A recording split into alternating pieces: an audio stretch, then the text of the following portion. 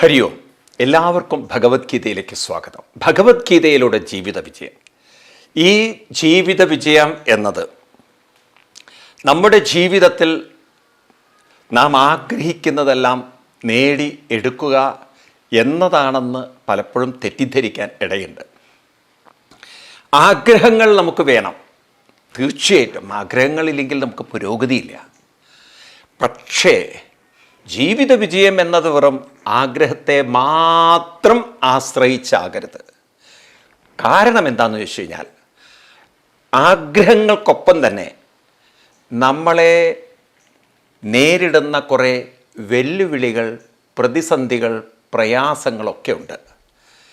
ഇതിനെ കൂടി നമുക്ക് തരണം ചെയ്യാൻ സാധിച്ചില്ലെങ്കിൽ വിജയത്തേക്കാൾ ഉപരി അധപ്പതനവും, പരാജയം പോട്ടെ, അധപ്പതനവും, അവസാനം ജീവിതം തന്നെ നഷ്ടപ്പെടലുമായിരിക്കും. ഇന്ന് സമൂഹത്തിൽ പലതരത്തിലുള്ള ആളുകളുണ്ട്. അത്തരത്തിലുള്ള സമൂഹത്തിൽ നമ്മൾ ജീവിക്കുമ്പോൾ നമുക്ക് വളരെയധികം ശ്രദ്ധ വേണം. ഞാനിത് പറഞ്ഞു വരുന്നതിന് കാരണം, ഇപ്പോൾ നമ്മൾ കാണുന്ന ഒരു വലിയൊരു പ്രവണത സമൂഹത്തിൽ ലഹരി വസ്തുക്കളുടെ ഉപയോഗം കൂടി വരുന്നു. അപ്പോൾ കൂട്ടുകെട്ടുകൾ പലപ്പോഴും ലഹരി വസ്തുക്കളിലേക്ക് മാറുമ്പോൾ അതൊരു വലിയ ജീവിത പരാജയത്തിലേക്ക്, അധപ്പതനത്തിലേക്ക് വഴിവെക്കുമെന്ന് തിരിച്ചറിവില്ലാതെ പോയാൽ ആഗ്രഹങ്ങൾ മാത്രം കൊണ്ട് ജീവിതം പൂർണ്ണമാകുമോ? ഇവിടെ പലപ്പോഴും അത്യാഗ്രഹം കൊണ്ട് സ്വർണ്ണക്കടത്തും അതുപോലെ ലഹരിയും തുടങ്ങിയിട്ടുള്ള മാഫിയകളിലൊക്കെ പെട്ട് എത്ര യുവത്വം നശിച്ചു പോകുന്നു നോക്കൂ. പ്രേമങ്ങളുടെ പ്രലോഭനവും. ഇപ്പം ഞാനിതൊക്കെ നിങ്ങളോട് പറയാൻ കാരണം, കഴിഞ്ഞ ദിവസം നല്ല കഴിവുള്ള 2 ആർട്ടിസ്റ്റുകൾ, മോഡലുകൾ, അവരൊരു ആക്സിഡൻറ്റിൽ മരിച്ചു എന്നുള്ള പത്രവാർത്ത ഇങ്ങനെ വായിച്ചപ്പോൾ, ഇവർ മരിക്കുന്നതിന് മുമ്പിൽ ഇവർക്ക് കൊടുത്ത ജ്യൂസിലൊക്കെ ഒരു ഹോട്ടലിൽ വെച്ച് നടന്നാണ്, ജ്യൂസിലെന്തോ മയക്ക് മരുന്നൊക്കെ കൊടുത്തു എന്നൊക്കെയാണ് പത്രവാർത്ത. നമുക്കറിയില്ല അതിൻ്റെ യാഥാർത്ഥ്യം. ഞാനിങ്ങനെ വായിച്ചപ്പം ഞാൻ പറയാൻ കാരണം, ഇപ്പം നല്ല കഴിവുള്ള മോഡലുകളൊക്കെ ആണെങ്കിലും ഒരുപക്ഷെ അവരുടെ ജീവിതത്തെ പോലും ചൂഷണം ചെയ്യാൻ തയ്യാറുള്ള ഒരു സമൂഹം ചുറ്റുമുണ്ടെന്നും, അപ്പം അവരുടെ ചില പെരുമാറ്റങ്ങളെ തിരിച്ചറിഞ്ഞുകൊണ്ട് അപകടങ്ങളിലേക്ക് പോവുകയാണ് ഞാൻ എന്നറിഞ്ഞുകൊണ്ട് അതിൽ നിന്ന് പുറത്ത് കടക്കാനുള്ളൊരു കഴിവും കൂടെ മനുഷ്യന് വേണ്ടേ? അപ്പം അറിവ് മാത്രം പോരാ, ഈ തിരിച്ചറിവ് കൂടെ വേണ്ടേ? അപ്പോഴല്ലേ ജീവിത വിജയമാവുള്ളൂ. ഈ തിരിച്ചറിവാണ് പലർക്കും ഇല്ലാതെ പോയി ഈ ആമ്പാറ്റകളെപ്പോലെ തീയിൽ ചെന്ന് ചാടി ജീവിതം നശിപ്പിക്കുന്നത്. അത് ഞാൻ പറയേണ്ടത് ഈ ലഹരിയുടെ കാര്യത്തിൽ മാത്രമല്ല. നാളെ നമുക്ക് ആരോഗ്യ പ്രശ്നങ്ങൾ വരാം. ഈ ആരോഗ്യ പ്രശ്നങ്ങൾ വരുമ്പോൾ നമ്മൾ അമിതമായ ഉത്കണ്ഠകൾ വന്നാൽ അതോടുകൂടി ജീവിതം തീരാം. അവിടെയും തിരിച്ചറിവ് വേണം. കാരണം ഈ ഹാർട്ട് അറ്റാക്ക് എന്നൊക്കെ പറയുന്നത്, ഞാൻ ഇത് പറയാൻ കാരണമൊക്കെ ചില അനുഭവങ്ങളുടെ വെളിച്ചത്തിലാണ്. കഴിഞ്ഞ ദിവസം ഒരു ചെറുപ്പക്കാരൻ ഹാർട്ട് അറ്റാക്കായിട്ട് മരിച്ചു എന്നുള്ളൊരു വാർത്ത നമ്മുടെ സർക്കിളിൽ പറഞ്ഞപ്പോൾ ഞാനത് അന്വേഷിച്ചപ്പോൾ എനിക്ക് മനസ്സിലായി, അയാൾക്ക് ഹാർട്ട് അറ്റാക്കിൻ്റെ ഒരു സാധ്യത നേരത്തെ ഉണ്ടായിരുന്നു. ടെസ്റ്റുകളൊക്കെ ചെയ്ത ആളാണ്. അപ്പോൾ അതിൻ്റെ ഒരു സാധ്യത തന്നിലുണ്ട് എന്നെങ്കിലൊരു തിരിച്ചറിവുണ്ടെങ്കിൽ, വേദനയും മറ്റും വരുമ്പോൾ അമിതമായ ഉത്കണ്ഠയും അമിതമായ പേടിയുമൊക്കെ വരുമ്പോഴുണ്ടല്ലോ, ആ അമിതമായ മനസ്സിലുണ്ടാകുന്ന ഭയമാണ് പലപ്പോഴും മരണത്തിന് കാരണമെന്ന് നമ്മൾ അറിയുന്നില്ല. മെഡിക്കൽ സയൻസിനെ സംബന്ധിച്ച് അവർ ഹാർട്ട് നിന്നു, അതുകൊണ്ട് പേഷ്യൻ്റ് പോയി എന്ന് പറയുമ്പോൾ അവർക്കതൊരു ഹാർട്ട് അറ്റാക്കാണ്. പക്ഷേ വാസ്തവത്തിൽ ഹാർട്ട് അറ്റാക്ക് അല്ല അസുഖം ഉണ്ടാക്കിയത്, ഈ പ്രശ്നം ഉണ്ടാക്കിയത്. അസുഖം മീൻസ് ഈ മരണം ഉണ്ടാക്കിയത്. ഹാർട്ട് അറ്റാക്കിനേക്കാളും വലിയ ജീവിത പ്രശ്നമായത് ആ മനസ്സിലുണ്ടായ ഭയം, ആ മനസ്സിലുണ്ടായ ചില ഉത്കണ്ഠകൾ. കാരണം പെയിൻ അടിച്ചു കയറുമ്പോൾ സ്വാഭാവികമായിട്ടും തനിക്ക് ശ്വാസം എടുക്കാൻ പറ്റുമോ? ആ ഒരു ഭയം അങ്ങനെ ഉള്ളിലേക്ക് അങ്ങനെ കയറി വരും. ഇപ്പോൾ ഒരു പാമ്പ് കടിച്ചാൽ തന്നെ ഭയം വരുമല്ലോ. ആ ഭയത്തെ നിയന്ത്രിക്കാനുള്ള കഴിവ് നമുക്കുണ്ടോ? മരണത്തെപ്പോലും ചിലപ്പോൾ നേരിടാം. അത് എളുപ്പമല്ല. ഇപ്പം നമുക്കൊരു പാമ്പ് കടിച്ച് കാലിൽ കൊത്തിയെന്ന് വിചാരിക്കുക. ആ കൊത്തുന്ന സമയത്ത് തന്നെ പേടി വന്നു. കാരണം മരണം, പാമ്പ് കടിച്ചാൽ മരിക്കുന്നതാണ് നമ്മൾ തലയിലുള്ള ഡിക്ഷണറിയിൽ എഴുതി വെച്ചത്. അപ്പം അതുകൊണ്ട് മരണം എന്നത് അപ്പം നമ്മുടെ ചിന്തയിൽ വന്നു, ചിന്തിച്ചു പോകും നമ്മൾ. ആ ചിന്തയെ നമുക്ക് നിയന്ത്രിക്കാൻ പറ്റുമോ? നമ്മളൊക്കെ ഉത്തരം പറയാൻ പറ്റില്ല എന്നുള്ളതാണ്. ശരിയാണ്. എന്തുകൊണ്ട് പറ്റുന്നില്ല? അപ്പോൾ നിയന്ത്രിക്കാൻ പറ്റുന്ന ഒരു വികാരമല്ല ഭയം. അപ്പോൾ എന്ത് വേണം? ഇത്തരത്തിലുള്ള പ്രതിസന്ധികൾ വരുമെന്ന് മനസ്സിലാക്കി അതിനെയൊക്കെ തടയിടാൻ, അതിനെയൊക്കെ നിയന്ത്രിക്കാനുള്ള കഴിവും മാർഗവും നാം പരിശീലിക്കണം. അപ്പോൾ പോകുന്ന വഴിയിൽ ഭയം ഉണ്ടാവാം, പോകുന്ന വഴിയിൽ വിഷമങ്ങളുണ്ടാവാം, പോകുന്ന വഴിയിൽ അസ്വസ്ഥതകളുണ്ടാവാം. ആ അസ്വസ്ഥതകളും പ്രശ്നങ്ങളും പ്രലോഭനങ്ങളും ഉണ്ടാവാം. അപ്പം അതെല്ലാം നമ്മൾ അഭിമുഖീകരിക്കുമ്പോൾ അതിനെ മറികടക്കണം, അതിൽ നിന്ന് പുറത്ത് കടക്കണം. ഞാൻ ഒരിക്കലും അതിലൊന്നും ദുർബലനായി തളരരുത്, അതെൻ്റെ ജീവിതത്തിൻ്റെ മരണത്തിന് പോലും കാരണമാവും. അപ്പം അങ്ങനെ നമുക്ക് പുറത്ത് കടക്കാനുള്ളൊരു മാർഗം മനസ്സിലാക്കിക്കൊണ്ട് ആ കരുത്തിൻ്റെ, ശക്തിയുടെ, പ്രചോദനത്തിൻ്റെ മാർഗത്തിലൂടെ മുന്നോട്ട് പോവാൻ, ഒരു മാർഗത്തിലൂടെ നടക്കാനുള്ള പരിശീലനത്തെയും നമുക്ക് കാണിച്ചു തരികയാണ് ഭഗവത്ഗീത. അപ്പം എന്തിനാണ് ഭഗവത്ഗീത പഠിക്കുന്നത് ചോദിച്ചു കഴിഞ്ഞാൽ, നേരത്തെ പറഞ്ഞ പല പ്രശ്നങ്ങളും നമ്മുടെ ജീവിതത്തിൽ പല രീതിയിൽ വരുമ്പോൾ അതിനെയൊക്കെ അഭിമുഖീകരിക്കാനുള്ളൊരു മനോധൈര്യം, അതിൻ്റെ മാർഗരേഖയാണ് ഈ ഭഗവത്ഗീത. അതുകൊണ്ടാണ് ഗീത പഠിക്കണം എന്ന് പറയുന്നത്. അല്ലാതെ ഗീത വെറുതെ പഠിച്ച് നമ്മൾ ശ്ലോകങ്ങൾ ബൈഹാർട്ട് പഠിക്കുകയല്ല. ഇത് ശ്ലോകങ്ങളിലൂടെ അർത്ഥം ഉൾക്കൊണ്ടുകൊണ്ട് ചില പരിശീലനങ്ങൾ ചെയ്തുകൊണ്ട് നാം അഭിമുഖീകരിക്കുന്ന കാര്യങ്ങളെ സധൈര്യം നേരിടാനുള്ള ഒരു കരുത്ത് നേടലാണ്. അപ്പം അതുകൊണ്ട് ഗീത കൃത്യമായി മനസ്സിലാക്കണം. ഗീത മനസ്സിലാക്കിയാൽ മാത്രമേ നിങ്ങൾ നിങ്ങളുടെ മരണത്തിനോ, നിങ്ങൾ നിങ്ങളുടെ അധപ്പതനത്തിനോ, നിങ്ങൾ നിങ്ങളുടെ നാശത്തിനോ കാരണമാവാതിരിക്കണം. നിങ്ങളാണ് നിങ്ങളുടെ സർവ വിനാശത്തിനും കാരണം എന്നറിയുക. കാരണം അടിതെറ്റിയാൽ ആനയും വീഴും എന്ന് പറയുന്ന പോലെ മനസ്സ് ദുർബലമായാൽ, മനസ്സ് ഭയത്തിൽ വീണുപോയാൽ ഏത് ജീവിതവും തകർന്ന് തരിപ്പണമോ. അപ്പം അതുകൊണ്ട് അങ്ങനെയുള്ള വികാരങ്ങൾ തീവ്രമായി നമ്മളെ സ്വാധീനിക്കുന്നതിന് മുമ്പ്, വികാരങ്ങൾ വരും, അതിൽ സംശയിക്കേണ്ട നിങ്ങൾ. വികാരങ്ങൾ സ്വാഭാവികമാണ്. കാരണം വികാരങ്ങൾ എപ്പോഴും നമ്മുടെ മനസ്സിനെ പെട്ടെന്ന് സ്വാധീനിക്കുന്നതാണ്. വികാരങ്ങളില്ലാതെ ആർക്കും പറയാൻ പറ്റില്ല. പക്ഷെ ആ വികാരങ്ങളെ നമുക്ക് നിയന്ത്രിക്കാൻ, ആ വികാരങ്ങളിൽ നിന്ന് നമുക്ക് കുറേ പുറത്ത് കടക്കാൻ, അതിനുള്ള ഉൾക്കരുത്ത്, ഉൾശക്തി, ആത്മശക്തി അതില്ലാതെ പോകുമ്പോഴാണ് ആ വികാരങ്ങളുടെ പ്രക്ഷുബ്ധതയിൽ, ആ വികാരങ്ങളുടെ തീവ്രതയിൽ ജീവിതം ആടി ഉലഞ്ഞ് തകരുന്നത്. അപ്പം അതുകൊണ്ട് ആ ഒരു പ്രക്ഷുബ്ധതയെ നിയന്ത്രിക്കാനുള്ള കരുത്ത് ഭഗവത്ഗീത പറഞ്ഞു തരുന്നുവെങ്കിൽ, കാണിച്ചു തരുന്നെങ്കിൽ നാം ഉൾക്കൊള്ളേണ്ടതല്ലേ? അപ്പം നമുക്ക് ഗീതയിലൂടെ തന്നെ യാത്ര ചെയ്യാം. 4-ാം അധ്യായത്തിൽ നാം എത്തി നിൽക്കുന്നത് അർജുനന് കൃഷ്ണൻ 3 വാക്കുകൾ പരിചയപ്പെടുത്തി കൊടുക്കുകയാണ്. കർമ്മം, അകർമ്മം, വികർമ്മം. ഈ വാക്കുകളാണ്, വളരെ ഗംഭീരമായ വാക്കുകളാണ് ഇവിടെ നമുക്ക് പരിചയപ്പെടുത്തി തരുന്നത്. അതുകൊണ്ട് ആ ശ്ലോകങ്ങളെ നമുക്ക് നോക്കാം. അർജുനനോട് പറയുന്നു, അർജുന, ഇവിടെ ജീവിക്കുമ്പോൾ ഈ 3 ഭാവങ്ങൾ ഉൾക്കൊണ്ടുകൊണ്ട് വേണം നമ്മൾ ജീവിക്കാൻ. അപ്പം ആ 3 ഭാവങ്ങൾ ഏതാണ് എന്ന് നാം ശരിക്കും മനസ്സിലാക്കേണ്ടതുണ്ട്. ആ ശ്ലോകങ്ങളാണ് നമ്മൾ നേരത്തെ ഇവിടെ കണ്ടത്. നമ്മൾ കാണാൻ പോകുന്ന ശ്ലോകം ഗീതയിൽ 4-ാം അധ്യായത്തിൽ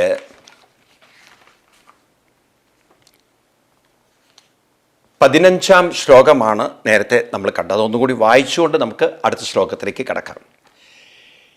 ഏവം ജ്ഞാത്വാ കൃതം കർമ്മ പൂർവൈരപി മുമുക്ഷുഭിഃ കുരു കർമ്മൈവ തസ്മാത്ത്വം പൂർവൈ പൂർവതരം കൃതം. അർജുന, കർമ്മത്തെ ജ്ഞാത്വ, വേണ്ട വിധത്തിൽ മനസ്സിലാക്കിക്കൊണ്ട്, പൂർവൈരപി, പൂർവികരും ഇവിടെ ജീവിച്ചിരുന്നു, മുമുക്ഷുഭി, മുമുക്ഷുക്കളായിട്ട്. അതായത് ഈ മുമുക്ഷുഭി എന്നൊക്കെ പറയുന്ന അർത്ഥം ഞാൻ നേരത്തെ പറഞ്ഞ കാര്യങ്ങളുമായി കൂട്ടിച്ചേർക്കണം. ഒരു വശത്ത് അവനവൻ്റെ കർത്തവ്യങ്ങളും കടമകളും ഒക്കെ അനുഷ്ഠിക്കുമ്പോഴും വേറൊരു വശത്ത് തനിക്ക് വരുന്ന വെല്ലുവിളികളെ, പ്രശ്നങ്ങളെ, പ്രയാസങ്ങളെ, അത് ഭയമാവട്ടെ, കാമമാവട്ടെ, ക്രോധമാവട്ടെ, ഇത്തരം വികാരങ്ങളുടെ തീഷ്ണമായ സ്വാധീനത്തിൽ മനസ്സിനെ ആടി ഉലയാൻ അനുവദിക്കാതെ അതിനെ അഭിമുഖീകരിക്കാനും മറികടക്കാനുമുള്ള കരുത്തിൻ്റെ പേരാണ് മുമുക്ഷു, മോക്ഷയിച്ചു. മോക്ഷം എന്ന വാക്കിൻ്റെ അർത്ഥം നിങ്ങൾ തെറ്റിദ്ധരിക്കരുത്. മരിക്കുമ്പോൾ എവിടെയോ ആകാശത്തിലേക്ക് പോകാനുള്ളതല്ല മോക്ഷം. മോക്ഷം എന്ന് പറഞ്ഞാൽ മോചനം നേടലാണ്. നമ്മളെ അലട്ടുന്ന പ്രശ്നത്തിൽ നിന്നും മോചനം. ഞാൻ നേരത്തെ പറഞ്ഞില്ലേ, നിങ്ങളെ പാമ്പിൻ്റെ കാര്യം ഉദാഹരണം എടുത്താൽ മതി. ഒരു പാമ്പ് നമ്മുടെ മുന്നിൽ വന്ന് കടിക്കാൻ വേണ്ടി അങ്ങനെ കൊത്തുന്നു. ആ സമയത്ത് നമ്മളിൽ ഉണ്ടാകുന്ന ഭയം എന്ന വികാരത്തിൽ നിന്ന് മനസ്സിനെ നമുക്ക് മോചിപ്പിക്കാൻ സാധിച്ചാൽ അത് മോക്ഷമാണ്. ആർക്കാ വികാരത്തെ നിയന്ത്രിക്കാൻ പറ്റുന്നോ അത് പെട്ടെന്ന് സാധിക്കുന്ന ഒന്നല്ല. നിങ്ങൾ വിചാരിക്കരുത് ഓൺ ദ സ്പോട്ട് പറ്റുന്നതാണ്. അതിന് നമ്മൾ നേരത്തെ ചില പരിശീലനങ്ങൾ ചെയ്യേണ്ടതുണ്ട്. അപ്പം നമുക്ക് ആ വികാരത്തെ നിയന്ത്രിക്കാൻ സാധിക്കും. കൊച്ചുകുട്ടികൾ പാമ്പിൻ്റെ ഒക്കെ അടുത്ത് പോകുമ്പോൾ, തീയുടെ അടുത്ത് പോകുമ്പോൾ അവർക്ക് വല്ല പ്രക്ഷുബ്ധതയുമുണ്ടോ? അവരുടെ മനസ്സിൽ സന്തോഷമാണ്, ഓ കളിക്കാൻ പറ്റിയൊരു സാധനം എന്നുള്ളതാണ്. പാമ്പിനെയൊക്കെ പോയി തൊടുമ്പോൾ എന്തൊരു സന്തോഷത്തിലാണ്. പക്ഷേ വീട്ടിലെ അമ്മയോ അച്ഛനോ കണ്ടു കഴിഞ്ഞാൽ അവരുടെ ജീവൻ പോവത്. അപ്പം ഈ തരത്തിൽ നിങ്ങൾ കണ്ടില്ലേ, കൊച്ചുകുട്ടികൾ ആനയുടെ അടുത്തൊക്കെ പോകുന്നത് ഒരു പേടിയില്ല അവർക്ക്. കൊച്ചുകുട്ടി തീയിലേക്ക് എടുത്തു പോകുന്നത്, വെള്ളം മഴയൊക്കെ കണ്ടാൽ കുത്തി മറയാൻ കുട്ടികൾ പുറത്ത് ചാടുന്നത്, അവർക്കതൊന്നും ഒരു പേടിയില്ല. കുളത്തിലേക്കൊക്കെ കുട്ടികൾ അങ്ങനെ ഇറങ്ങി പോകുന്നത് അവർക്കൊരു പേടിയില്ലല്ലോ. അപ്പം ഈ ഭയമില്ലാത്തൊരു മനസ്സ് കുട്ടിയെ സംബന്ധിച്ച്, കുട്ടിക്ക് അതിൻ്റെ വരും വരായകൾ അറിയില്ല. എന്നാൽ വരും വരായകൾ അറിഞ്ഞിട്ട് പോലും ഒരു ഭയമില്ലാത്തൊരു മനസ്സ്, അത്തരത്തിലുള്ളൊരു ധൈര്യവും കരുത്തും നിറഞ്ഞ ഒരു മനസ്സ്, അങ്ങനെ ഒരു മനസ്സ് നേടി ജീവിച്ച പൂർവികരായ ആളുകളുണ്ട്. അർജുന, നിനക്കും അതുപോലുള്ളൊരു മനസ്സ് നേടണം എന്നുണ്ടെങ്കിൽ നീ അറിഞ്ഞിരിക്കേണ്ട ചില രഹസ്യങ്ങളുണ്ട്. ഇതെങ്ങനെ നേടിയെടുക്കാം എന്ന് നമ്മൾ അറിഞ്ഞിരിക്കണം. അപ്പം അതുകൊണ്ട് ഇനി ഇവിടെ കൃഷ്ണൻ പറയാൻ പോകുന്ന ടോപ്പിക്ക് വളരെ ഇൻട്രസ്റ്റിംഗ് ആണ്. അതായത് ഒരു വശത്ത് നമ്മുടെ കർത്തവ്യങ്ങളും കടമകളൊക്കെ അനുഷ്ഠിക്കുന്നതോടൊപ്പം തന്നെ വേറൊരു വശത്ത് നാം അഭിമുഖീകരിക്കുന്ന പ്രശ്നങ്ങളെ, പ്രയാസങ്ങളെയൊക്കെ മാനസികമായി അതിനെ നേരിടാനുള്ള ഉൾക്കരുത്ത്, ഒരു ഉൾജ്ഞാനം, ആത്മജ്ഞാനം നേടിക്കൊണ്ട് നമുക്ക് മുന്നോട്ട് ജീവിതത്തെ നയിക്കണം. അപ്പം അതുകൊണ്ട് അർജുനനെ 3 വാക്കുകൾ കൃഷ്ണൻ പരിചയപ്പെടുത്തുകയാണ്. അടുത്ത ശ്ലോകം മുതൽ നമ്മൾ ഈ വാക്കുകൾ പരിചയപ്പെടുകയാണ്. അതിഗംഭീരമാണത്. 16ാമത്തെ ശ്ലോകം. കിം കർമ്മ കിമകർമ്മേതി കവയോപ്യത്ര മോഹിതാം തത്തേ കർമ്മ പ്രവക്ഷ്യാമി യജ്ഞാത്വാ മോക്ഷസേ ശുഭാത്. കിം കർമ്മ കിമകർമ്മേതി കവയോപ്യത്ര മോഹിതാം തത്തേ കർമ്മ പ്രവക്ഷ്യാമി യജ്ഞാത്വാ മോക്ഷസേ ശുഭാത്. അതിഗംഭീരമാണ് ഈ ശ്ലോകങ്ങൾ. ശ്രദ്ധിക്കണം നിങ്ങൾ. ഒന്ന്, കൃഷ്ണൻ പറയണത് കിം കർമ്മ. കിം കർമ്മ, കിം കിം എന്നുള്ള വാക്കിന് എന്ത് എന്നാണ് പൊതുവെ. എന്ത് കിം എന്നാണ് സംസ്കൃതത്തിൽ. എന്ത് എന്ന് ചോദിക്കുന്നതിനാണ് കിം പൊതുവെ വയ്ക്കുക. പക്ഷെ ഇവിടെ കൃഷ്ണൻ എന്ത് കർമ്മം എന്ന് പറയുമ്പോൾ എന്ത് കർമ്മം എന്നുള്ളതല്ല കൃഷ്ണൻ അർത്ഥമാക്കുന്നത്. അതാണ് ഞാൻ പറഞ്ഞ ആചാര്യന്മാരിൽ നിന്ന് കേൾക്കണം ഇത്. ഇവിടെ എങ്ങനെ ഒരു കർമ്മം നമുക്ക് പൂർണ്ണമായൊരു ഇൻവോൾവ്മെൻറ്റോട് കൂടിയിട്ട് മനസ്സ് അതിൽ കൊണ്ടുവന്നിട്ട് ചെയ്യാം. ഒരുപക്ഷെ നമുക്ക് ഇഷ്ടപ്പെടാത്ത കർമ്മമാണെങ്കിലും how we can bring the best, how എന്നുള്ള ചോദ്യം ഉണ്ടല്ലോ. എനിക്ക് എങ്ങനെ ഇത് പെർഫെക്റ്റായിട്ട് ചെയ്യാൻ പറ്റും, എനിക്ക് എങ്ങനെ ഇതിൽ പൂർണ്ണമായിട്ട് ഇൻവോൾവ് ചെയ്യാൻ പറ്റും, എനിക്ക് എന്നെ എങ്ങനെ ഒരു 100% ഇതിലേക്ക് കൊണ്ടുവരാൻ പറ്റും. ഇത് പറയുമ്പോഴല്ലോ മനസ്സിലാക്കണം, പലരും അവരവരുടെ കർമ്മമേഖലയിൽ പോലും അവരുടെ ഫുൾ വ്യക്തിത്വത്തെ അതിലേക്ക് കൊണ്ടുവരാൻ പറ്റാത്തവരാണ്. ഇപ്പം നമ്മൾ ഇവിടെ ജീവിക്കുമ്പോൾ നമ്മൾ പലപ്പോഴും നമ്മൾ കാണുന്നൊരു കാര്യം, പലരും ക്വാളിഫൈഡാണ്, എഡ്യൂക്കേഷൻ വൈസ് ക്വാളിഫൈഡാണ്, പക്ഷേ എല്ലാവരും അവരുടെ കഴിവുകളെ മുഴുവൻ കൊണ്ടുവരാൻ പറ്റുന്നവരല്ല. സം കൈൻഡ് ഓഫ് അവരുടെ ഉള്ളിൽ ചില ഒബ്സഷൻസോ ബ്ലോക്കുകളൊക്കെ ഉണ്ടാവും. അപ്പോൾ ഈ കഴിവിനെ കൊണ്ടുവരാൻ പറ്റുക, കർമ്മത്തിലേക്ക് കഴിവോടുകൂടിയിട്ട് അതൊരു കാര്യം ആർട്ടോടുകൂടി ചെയ്യാൻ പറ്റുക. ഇപ്പം തന്നെ നമ്മുടെ സെൻട്രൽ ഗവൺമെൻറ് പുതിയൊരു പോളിസി ഡെവലപ്പ് ചെയ്യുന്നുണ്ട്, നിങ്ങൾ കേട്ട് കാണും. അതായത് ഇവിടെ ജോലിക്ക് പ്രവേശിച്ചു കഴിഞ്ഞാൽ പലരും ഓരോ വർഷം കൂടുന്തോറും പ്രൊമോഷൻ അങ്ങനെയൊക്കെ ഉണ്ടല്ലോ, ആ സിസ്റ്റമേ നിർത്തലാക്കാൻ പോവുകയാണ്. ഇപ്പോൾ യൂറോപ്യൻ കൺട്രിയിൽ അങ്ങനെയൊക്കെ ഉണ്ട്. അവിടെ റിട്ടയർമെൻറ്റിൻ്റെ പ്രായമായാലും ചിലപ്പോൾ ക്ലർക്കായിട്ട് ഇരിക്കുന്ന ആൾക്കാരെ കാണാം. എനിക്ക് അത്ഭുതമൊന്നുമില്ല, റിട്ടയർമെൻറ്റൊക്കെ ആവാനുള്ള ആൾക്കാർ പ്രൊമോഷനൊന്നുമില്ല, പ്രൊമോഷനില്ല. അപ്പോൾ അവരെന്ത് ചോദിച്ചാൽ അവർ പീരിയോഡിക്കലി ചില പരീക്ഷകൾ ടെസ്റ്റുകൾ നടത്തും, പിന്നെ ഇവരുടെ പെർഫോമൻസിനെ വിലയിരുത്തും. അപ്പോൾ ഓരോരുത്തരുടെയും സർഗാത്മകമായ ഒരു സർഗവൈഭവം, കലാവൈഭവം, അവരുടെ ഒരു ആർട്ട് അല്ലെങ്കിൽ അവരുടെ കഴിവ് അവരവർ ചെയ്യുന്ന കാര്യത്തിൽ കൊണ്ടുവരാൻ കഴിവുള്ളവരല്ലെങ്കിൽ അത്തരം ആളുകളെ പലപ്പോഴും പ്രൊമോട്ട് ചെയ്യാറില്ല.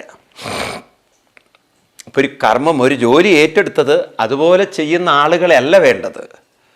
അത് വളരെ ഇൻ്റലിജൻ്റായിട്ട് വളരെ മനസ്സോടുകൂടിയിട്ട് അങ്ങനെ അതിൽ ഇൻവോൾവ് ചെയ്ത് ചെയ്യാൻ പറ്റുന്ന ക്രിയേറ്റീവ് മൈൻഡുകളെയാണ് നമുക്ക് വേണ്ടത്. അപ്പം നമ്മളുടെ ക്രിയേറ്റിവിറ്റി എങ്ങനെയാണ് ഉണരുക?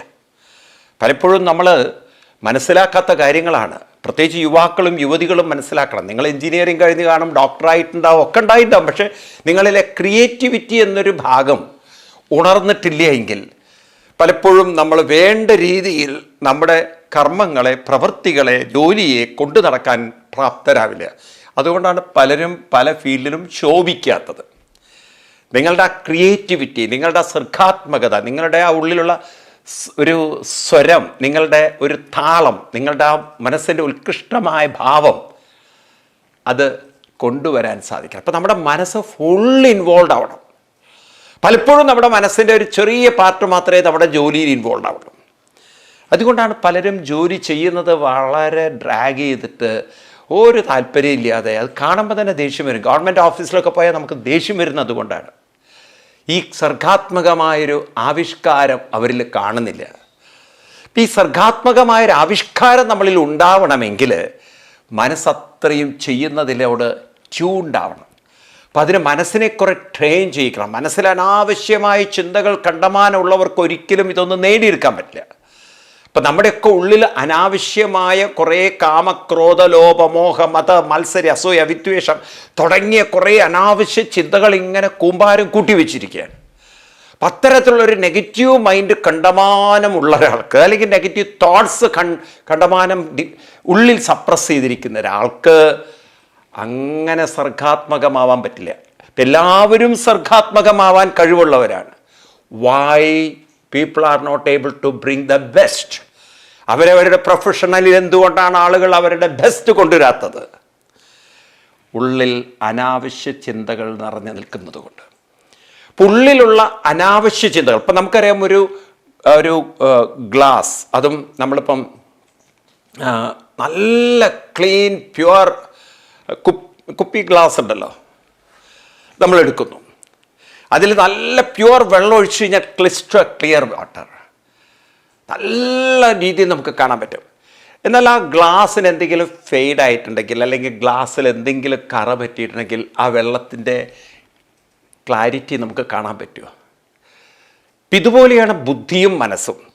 ബുദ്ധി എന്ന് പറയുന്നത് ഇതിലെ കണ്ടൻ്റാണ്. ഇപ്പം നമ്മളൊക്കെ പഠിച്ച സാധനം കണ്ടൻ്റാണ്. പക്ഷെ ഇത് നിൽക്കുന്നത് നമ്മുടെ മനസ്സിലാണ്, കണ്ടെയ്നർ മൈൻഡാണ്. ഈ കണ്ടെയ്നറിലൂടെ മാത്രമേ നമുക്കിപ്പോൾ ഒരു ഗ്ലാസ്സിലെ വെള്ളം കുടിക്കണമെങ്കിൽ ഗ്ലാസ് ഉപയോഗിക്കുക വേണമല്ലോ. ഇതുപോലെ മനസ്സെന്നൊരു കണ്ടെയ്നറിലൂടെ മാത്രമേ അതിലുള്ള കണ്ടെയ്ൻഡ് വെള്ളം, ബുദ്ധിയെ നമുക്ക് ഉപയോഗിക്കാൻ പറ്റുള്ളൂ.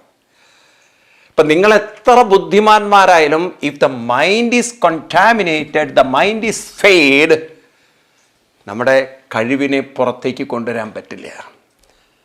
അപ്പം ആ മനസ്സിനെ ഒന്ന് ശുദ്ധമാക്കണം, അതിൽ പറ്റിയ കറ കളയണം, അതിലുള്ള അനാവശ്യ ചിന്ത കളയണം. അപ്പം അതിനാണ് നമ്മളോട് രാവിലെ എണീറ്റ് യോഗയും ജപവും ധ്യാനവും ഒക്കെ പരിശീലിക്കാൻ പറഞ്ഞത്. അപ്പം നിങ്ങൾ ഡെയിലി കുറച്ച് നേരം ജപവും ധ്യാനവും ഒക്കെ ചെയ്യുന്നവരാണെങ്കിൽ കുറേ മനസ്സിലുള്ള അനാവശ്യ ചിന്തകളുടെ ആ ഒരു കംപ്രസ്ഡ് ഒരു തോട്ട്സ് ലെവലൊക്കെ കുറയ്ക്കാൻ പറ്റും. അപ്പോൾ അതുകൊണ്ടായിരിക്കാം പഴയ കാലത്ത് നിങ്ങൾക്ക് കാണാം, ഈ അഡ്മിനിസ്ട്രേഷൻ വിങ്ങിലൊക്കെ ഈ ബ്രാഹ്മിൻ കമ്മ്യൂണിറ്റി വളരെയധികം ഒരു കാലത്ത് ഡോമിനേറ്റ് ചെയ്തത്. ഇപ്പം നിങ്ങൾക്ക് ഈ IIT കാര്യങ്ങളൊക്കെ ഞാൻ നോക്കുമ്പോൾ നിങ്ങൾക്ക് കാണാം ഏറ്റവും കൂടുതൽ ഈ ഒരു ബ്രാഹ്മിൻ കമ്മ്യൂണിറ്റിയിൽ നിന്നൊക്കെ ആളുകൾ പണ്ട് കാലത്ത് ഹൈ പ്രൊഫഷണൽ ലോകത്തിൽ അങ്ങനെ നിറഞ്ഞു നിന്നിരുന്നു. ഇന്ത്യയുടെ സിവിൽ സർവീസ് മുഴുവൻ അവരുടെ കയ്യിലായിരുന്നു. അപ്പം ഇങ്ങനെയാണ് ഈ ബ്രാഹ്മിൻ കമ്മ്യൂണിറ്റി ഇത്ര ഉന്നതിയിലെത്തിയത്. വെറുതെ നമ്മൾ ജാതിയുടെ പേരും പറഞ്ഞ് ബഹളം വയ്ക്കരുത്. അതിന് കാരണം അവരുടെ വർക്ക് ക്വാളിറ്റി തന്നെയാണ്. ആ വർക്ക് ക്വാളിറ്റി എങ്ങനെയുണ്ടായത്? ചെറുപ്പത്തിൽ 1008 തവണ ഗായത്രി ജപിക്കുകയാണ്. അപ്പോൾ ഈ മനസ്സിലുള്ള അനാവശ്യ ചിന്തകളൊക്കെ ഒഴിവായി വരുമ്പോൾ, ആ മനസ്സിന് ക്ലാരിറ്റി വരുമ്പോൾ അവരുടെ ആ സർഗാത്മകത അവർക്ക് കൊണ്ടുവരാൻ പറ്റുകയാണ്. ഏത് പ്രൊഫഷണൽ ഫീൽഡിലും സക്സസ് ആയിട്ടുള്ള ആളുകളോട് ചോദിച്ചൊക്കെ ഒരു സാധനയില്ലെങ്കിൽ അവരിലുള്ള സാധ്യത പുറത്തു കൊണ്ടുവരാൻ പറ്റില്ല. നിങ്ങൾ വലിയ ഗാനഗന്ധർവനായ ദാസേട്ടനോട് ചോദിച്ചാലും ഭാരതത്തിൻ്റെ ഏറ്റവും അഭിമാനപൂരിതമാകുന്ന നമ്മളെ അന്തരംഗത്തെ ഉൾപ്പുളകം കൊള്ളിക്കുന്ന മെട്രോ പോലുള്ള കൊങ്കൺ റെയിൽവേ തുടങ്ങിയ അതിഗംഭീരമായ പ്രൊജക്റ്റുകൾ ചെയ്ത ശ്രീധരൻ സാറിനോട് ചോദിച്ചാൽ ഒക്കെ പറഞ്ഞു തരുന്നത് ഉപാസനയിലൂടെയാണ് അവർക്ക് ഇത്രയും വലിയ കാര്യങ്ങൾ ചെയ്യാനുള്ള, അവരെ കഴിവിനെ മുഴുവൻ പുറത്തു കൊണ്ടുവരാനുള്ള ശക്തി കിട്ടിയത്. ഇന്ന് നമ്മുടെ സമൂഹത്തിൽ ഈ ഉപാസനയില്ല. രാവിലെ എണീറ്റ് കുട്ടികളോടൊക്കെ എനിക്ക് പറയാനുള്ള ഗായത്രി മാത്രം നിങ്ങളും ചൊല്ലി നോക്കൂ. അതിന് ബ്രാഹ്മണനായി ജനിക്കണമെന്നൊന്നുമില്ല, ആർക്കു വേണമെങ്കിലും ജപിക്കാം. അപ്പം നമുക്കും അങ്ങനെ ഒരു മനസ്സിനെ കൊണ്ടുവരണം. നിങ്ങളുടെ കണ്ടെയ്നർ ക്ലീൻഡ് ആണെങ്കിൽ കണ്ടൻറ്റ് ബുദ്ധിയെ നിങ്ങൾക്ക് മുഴുവൻ പുറത്തു കൊണ്ടുവരാൻ പറ്റും. If the container is some kind of fade ആയിട്ടുണ്ടെങ്കിൽ, കണ്ടെയ്നർ ഈസ് കൊണ്ടാമിനേറ്റഡ് ആണെങ്കിൽ, പൊല്യൂട്ടഡ് ആണെങ്കിൽ, അതിലെത്ര നല്ല ബുദ്ധിയുടെ കണ്ടെയ്ൻഡ് സാധനങ്ങൾ ഇട്ടാലും നിങ്ങളുടെ മനസ്സിന് പെർഫെക്ഷനായിട്ട് ആ കഴിവിനെ അറിവിനെ പുറത്തു കൊണ്ടുവരാൻ പറ്റില്ല. So let this mind be cleaned. ആ മനസ്സിനെ ഒന്ന് സ്ട്രോങ് ആക്കണം, ഫേം ആക്കണം, ക്ലീൻഡ് ആക്കണം. അതിന് ചില ജപവും ധ്യാനവും പരിശീലിക്കുക തന്നെ വേണം. അപ്പം അതുകൊണ്ട് കൃഷ്ണൻ അർജുനന് പറഞ്ഞു കൊടുക്കുന്ന കിം കർമ്മ എന്ന് പറഞ്ഞാൽ അർത്ഥം എങ്ങനെ നമുക്ക് സുന്ദരമായി നമ്മുടെ കർമ്മങ്ങളെ വളരെ ലാഘവത്തോടുകൂടി, വളരെ ആയാസമില്ലാതെ, വളരെ സ്പോണ്ടേനിയസ് ആയിട്ട് നമ്മളിലെ പ്രവർത്തനങ്ങളെ അല്ലെങ്കിൽ നമ്മുടെ ചെയ്യാനുള്ള ഉത്തരവാദിത്തങ്ങളെ നിറവേറ്റാൻ പറ്റും.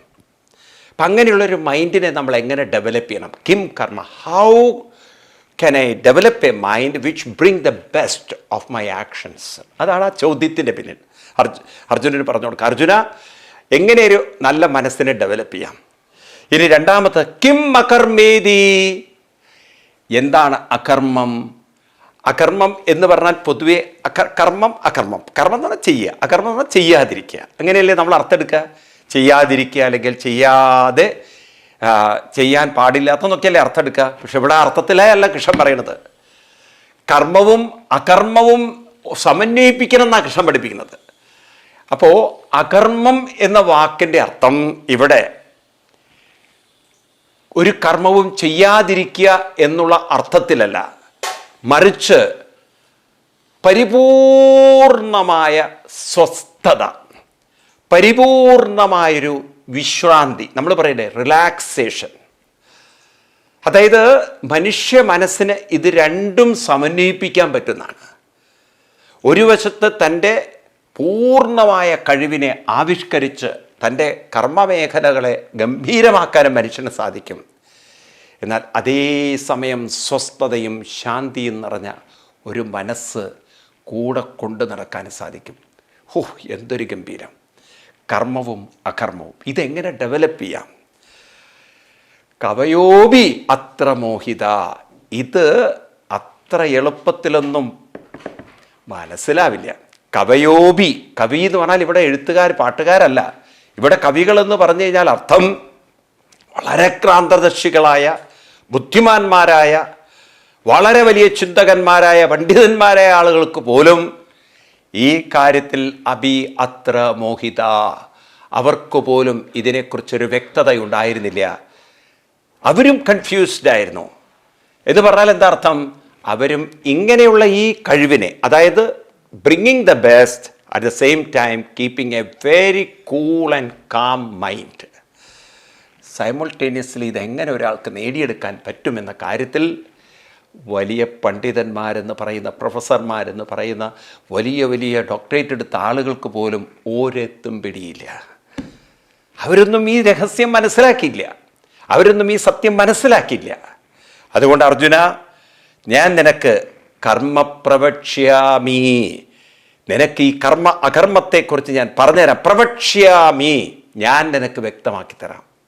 അപ്പം ഭഗവാൻ കൃഷ്ണൻ അർജുനന് ഈ രഹസ്യം പറഞ്ഞു കൊടുക്കാൻ പോവാണ്. How to bring the best at the same time how to maintain very relaxed calm mind, cool mind. രണ്ട് കാര്യങ്ങൾ. ഒന്ന്, active participation, at the same time very calm and peaceful experience or calm and peaceful ഒരു എന്താണ് inner feeling. ആ ഒരു അവസ്ഥ നമുക്ക് എങ്ങനെ ഡെവലപ്പ് ചെയ്യാൻ പറ്റും, രണ്ടും എങ്ങനെ കൊണ്ടുപോകാം, ഈ രഹസ്യം നിനക്ക് ഞാൻ പറഞ്ഞു തരാം. അപ്പം അതുകൊണ്ട് നമുക്ക് അടുത്ത ക്ലാസ്സിൽ ഇത് ഡീറ്റെയിലായിട്ട് നമുക്ക് കാണാം. അതുവരെ എല്ലാവർക്കും നന്ദി, നമസ്കാരം, പ്രണാം, ഹരി ഓം.